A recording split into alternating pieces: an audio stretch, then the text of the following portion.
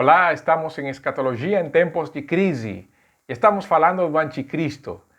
E agora, neste texto que estamos em 2 Tessalonicenses capítulo 2, e vamos concluir este texto 2 Tessalonicenses antes de ir para Apocalipse capítulo 13. É claro que este texto não vamos concluí-lo esta semana, vamos concluir a próxima mensagem, mas vale a pena fazer então uma análise deste texto interessantíssimo, porque vamos para o verso 6 e verso 7. E vamos falar um pouco sobre o que detém o anticristo neste tempo.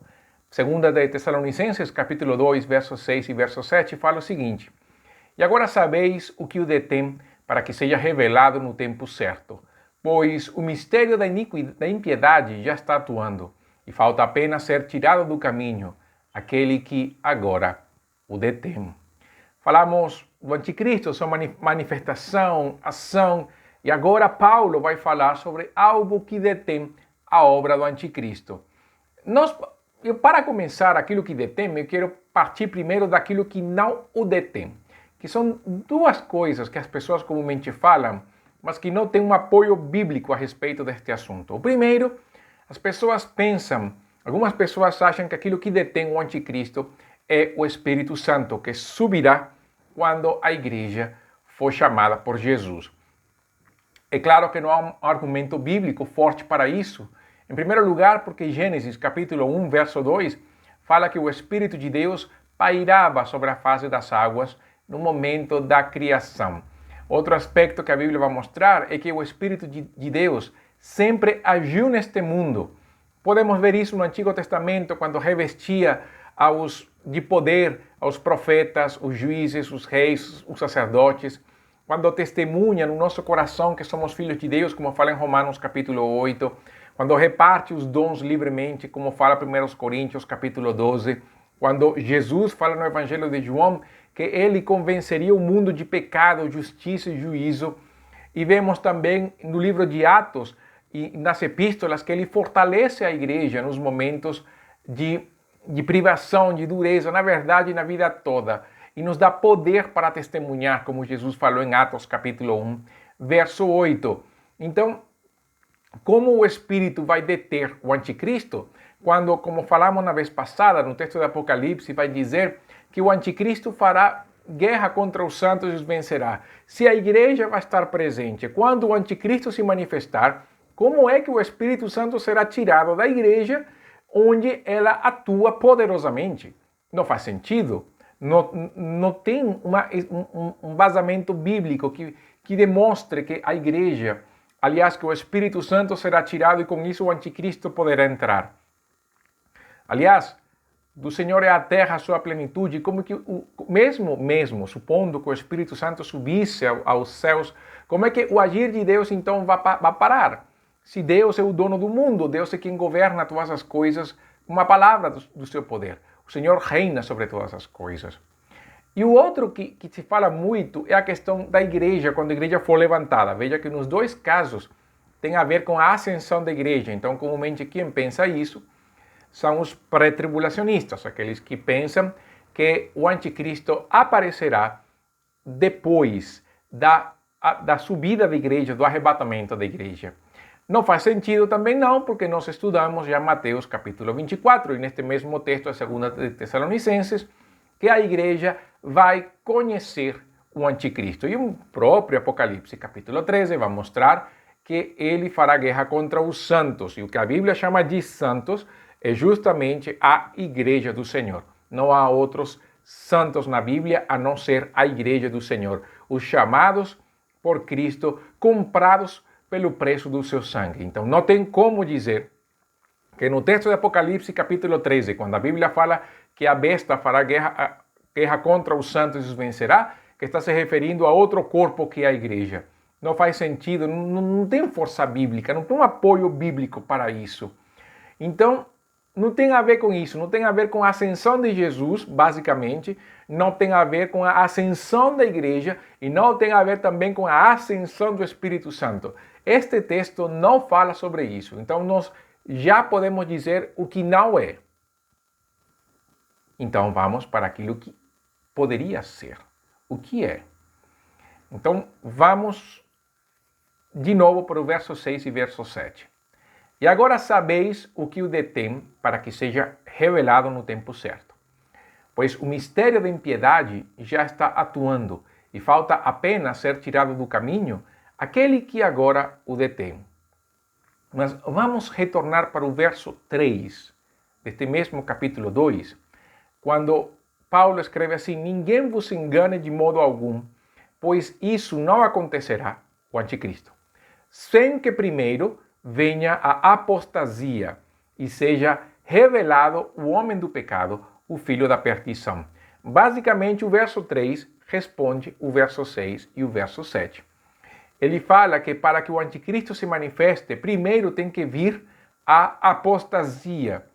Então, antes da aparição do anticristo, se manifestará a apostasia. Esse mistério da impiedade já estava atuando dentro do ministério de Paulo, como está aí no verso 7, que ele fala que o mistério da impiedade já está atuando.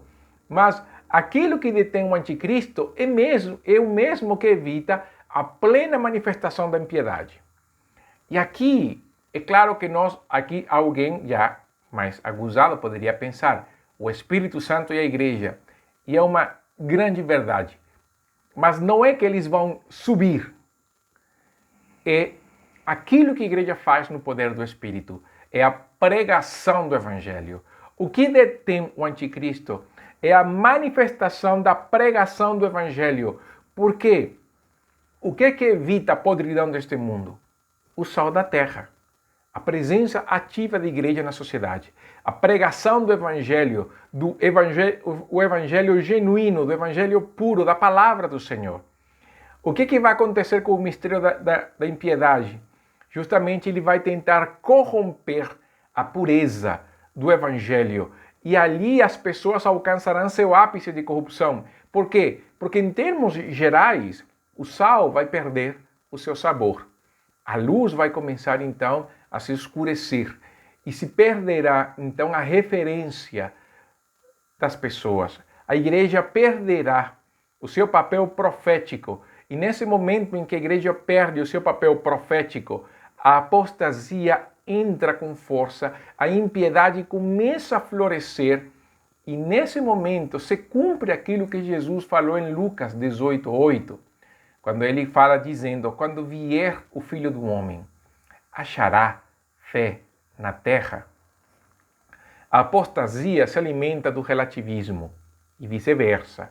O relativismo na igreja propiciará uma geração de cristãos que aceitarão o mundo como se fosse próprio. Não haverá mais confronto com o mundo. Aliás, quem confronte o mundo, quem confronte o sistema deste mundo, quem confronte as ideologias deste mundo, ele será excluído e banido. Por quê? Porque ele não anda segundo a corrente deste mundo. O sal, que ainda tem sabor, será simplesmente colocado de lado para as pessoas começarem a viver uma vida sem a presença conservadora, sem a presença que purifica do Espírito de Deus. As pessoas vão ser levadas por qualquer vento de doutrina. E nós lembramos das palavras do apóstolo Paulo a Timóteo, quando fala que nos últimos tempos serão tempos difíceis, onde as pessoas ouvirão qualquer doutrina de demônios, pessoas se levantarão e falarão de acordo com o seu coração. Lembramos de Judas, de Pedro também, de João, quando fala dos anticristos que vão se levantar. Lembramos então da série da mensagem sobre a blasfêmia do Espírito Santo, quando falamos sobre a apostasia, a manifestação da apostasia, como ela vai negar Jesus, como ela vai negar a purificação que o sangue de Jesus traz, o arrependimento, o perdão de pecados. Então, quando a igreja perde isso, quando a igreja não exerce sua função profética, quando ela não denuncia os males da sociedade, e o mundo então entra nessa voragem de pecado. É quando nós vemos Romanos capítulo 1, e esse texto faz mais sentido para nós nos dias de hoje. Quando Paulo fala em capítulo 1, verso 18 de Romanos, que a ira de Deus se revela do céu contra toda a impiedade e justiça dos homens que impedem a verdade pela sua injustiça. Pois o que se pode conhecer sobre Deus é manifesto entre eles, porque Deus lhes manifestou. Pois os seus atributos invisíveis, seu eterno poder e divindade são vistos claramente, desde a criação do mundo e percebidos mediante as coisas criadas, de modo que esses homens são indesculpáveis, porque mesmo tendo conhecido a Deus, não o glorificaram como Deus, nem lhe deram graças. Pelo contrário, tornaram-se fúteis nas suas especulações, e o seu coração insensato se obscureceu. Dizendo-se sábios, tornaram-se loucos, e substituíram a glória de Deus incorruptível por imagens semelhantes ao homem corruptível, as aves, os quadrúpedes e os répteis. E por isso que Deus os entregou à impureza sexual, ao desejo ardente de seus corações, para desonrarem seus corpos entre si. E pois substituíram a verdade de Deus pela mentira e adoraram e serviram a criatura em lugar do Criador, que é bendito eternamente. Amém. Por isso Deus os entregou a paixões desonrosas, porque até as suas mulheres substituíram as relações sexuais naturais pelo que é contrário à natureza. E lá vai o texto falando de como cada vez mais o homem vai entrar nessa voragem de pecado, cada vez se pervertendo ainda mais. Não é simplesmente se deliciar do pecado cometido, mas o desejo de pecar ainda mais afrontando o Senhor. O verso 32 vai falar isto: os quais, conhecendo bem o decreto de Deus, que declara dignos de morte os que praticam tais coisas, não somente as fazem, mas também aprovam os que a praticam. Essa é a parte mais importante desse texto para mim. Nós podemos falar das depravações sexuais, nós podemos falar dos desvios morais que esse texto vai dizer, mas o verso 32 vai mostrar que são pessoas que conhecem a palavra de Deus, que conhecem os decretos de Deus, mas não somente as praticam, mas incentivam os outros a praticarem. Nesse momento de perversão, quando a perversão chegar no limite, as pessoas estão literalmente clamando pelo anticristo. A igreja não será tirada, a igreja será silenciada. O Espírito de Deus seguirá atuante e os corações estarão ainda mais endurecidos. Deus seguirá sendo Deus, mas a iniquidade estará comando a sua medida. O juízo de Deus estará sendo preparado contra a iniquidade. E o anticristo virá como alguém que preencherá os vazios das pessoas em termos de pecado e maldade. Quando o mundo estiver clamando por alguém que lhes dê aquilo que eles pedem, quando o mundo estiver clamando por alguém que não seja guiado pelo desejo da Bíblia ou pelos padrões, por exemplo, que a nossa sociedade foi levantada, quando as pessoas desejem, em nome da justiça, da ordem, criarem o caos e a destruição. Quando as pessoas, em nome da igualdade, cometem injustiças. E quando o mundo perca o seu norte, porque se afastou do Senhor, o anticristo se levantará, prometendo ordem no caos. E fará isso perseguindo aqueles que acham que são a causa de todos os males, que é a igreja. E o mundo dará palmas, baterá palmas para ele. Por quê? Porque o mistério da impiedade tornou os corações endurecidos ao ponto de odiar aqueles que trazem as palavras de esperança. Por isso, amados, não é a ausência da igreja que impedirá o anticristo, mas o seu silêncio na sociedade. Vejam os movimentos sociais de hoje. A igreja, de acordo com eles, fazem parte do problema. A igreja também foi conivente com todas as injustiças. E não há como falar o contrário. Não há como tentar dialogar com eles. Eles se impõem através da violência e da força. As leis serão pervertidas para quê? Para aquilo que é considerado mal hoje se torne o bem. Se perverterá o direito e a justiça. A pregação apóstata irá em aumento e muitos crerão porque eles prepararão o caminho para o anticristo. Nós devemos pregar o evangelho. Enquanto vivermos, devemos ser sal, devemos ser luz, não podemos nos entregar às apostasias, às heresias, não podemos adaptar a nossa mensagem à linguagem que o mundo quer. O mundo deseja um evangelho que não seja relevante, um evangelho que não confronte, um evangelho que não fale da mudança e transformação. Nós devemos falar sobre isso. Não é o que as pessoas desejam ouvir, é o que as pessoas precisam ouvir. Devemos ter a coragem que vem do Espírito de Deus Nós devemos orar mais, nós devemos buscar o Senhor, nós devemos nos afastar do pecado e buscar ainda mais de Cristo.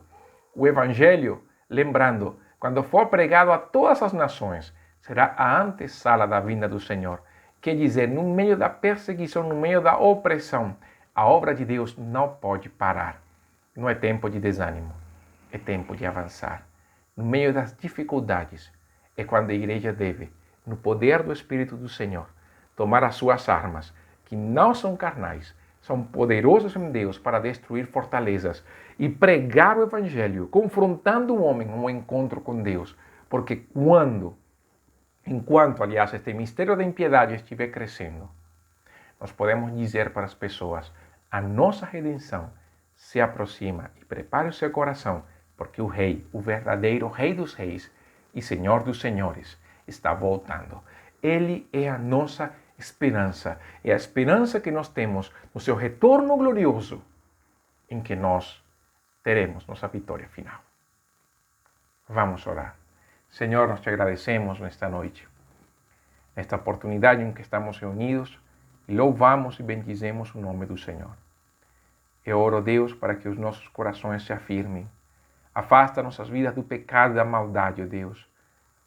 Que possamos servir ao Senhor com alegria, com inteireza de coração. Endireita, ó Deus, nossos caminhos. Endireita, ó Deus, o ensino, para que estejamos firmes, de acordo com a doutrina que o Senhor vem nos dando através da sua palavra, e que possamos perseverar até o fim, não pelas nossas forças ou méritos, mas pelo poder do Espírito de Deus. Em Cristo Jesus. Amém. O fim do anticristo. O anticristo terá um fim. O fim dele será na próxima mensagem. Que Deus abençoe. Isto foi Escatologia em tempos de crise.